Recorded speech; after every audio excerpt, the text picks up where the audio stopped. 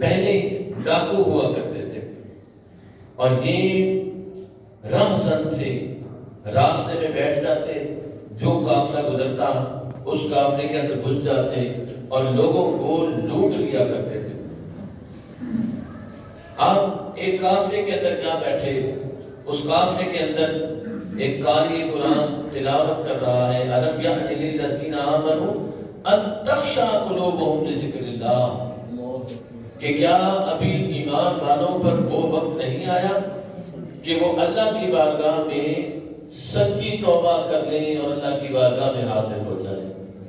بس اس قاری قرآن کا پڑھنا ایسا تھا کہ حضرت فضیل بن عیاض کا دل بدل گیا، اللہ اکبر، اور آپ نے سچی توبہ کر لی کہ آج کے بعد میں کسی کو لوٹوں گا نہیں۔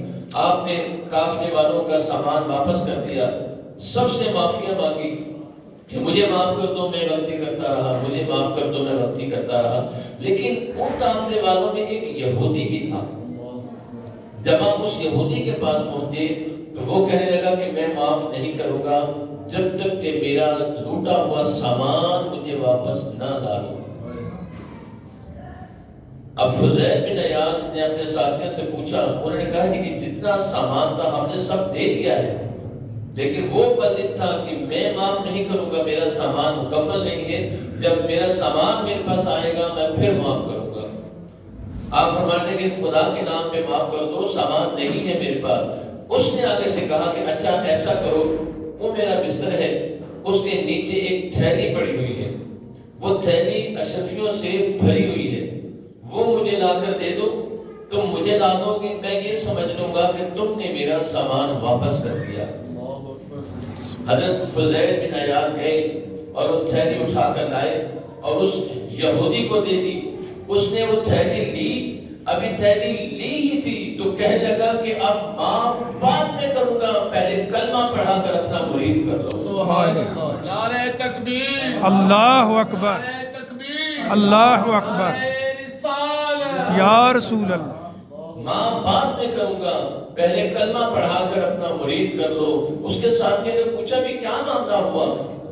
وہ کہنے لگا کہ یہ جو تھیلی تھی میں نے سن رکھا تھا کہ جب بندہ مومن سچی توبہ کرتا ہے تو وہ مٹی کو بھی ہاتھ لگائے تو وہ سونا بن جاتا ہے۔ اوئے ہوئے، تو کہتا وہ تھیلی مٹی سے بنی ہوئی تھی، لیکن جب فضیل بن عیاض اٹھا کر لائے تو وہ سونے کے شفیوں میں بدل گئی۔ اوئے ہوئے، نعرہ تکبیر، اللہ، نعرہ رسالت، یا رسول اللہ، نبی پاک صلی اللہ علیہ وسلم، نعرہ حیدری، یا علی، کہتے ہیں میں نے سمجھ لیا کہ فضیل نے سچی توبہ کی ہے۔ اوئے ہوئے، توبہ کا یہ معیار ہونا چاہیے کہ اس طرح سے توبہ کریں۔ اگر کوئی کم تولتا ہے تو وہ اس طرح سے توبہ کرے کہ اس کی زندگی یکلک بدل جائے۔ اگر کوئی شخص کسی بھی گناہ میں مبتلا ہے، کوئی بے نمازی ہے، وہ نمازی بننے کا عہد کرے تو ایسا عہد کرے کہ وہ 5 وقت کا پکا نمازی بن جائے۔ الا ھذا القیاس، کوئی کسی بھی معاملے میں توبہ کرے تو سچی توبہ ہونی چاہیے۔ فضیل بن عیاض ذرے اس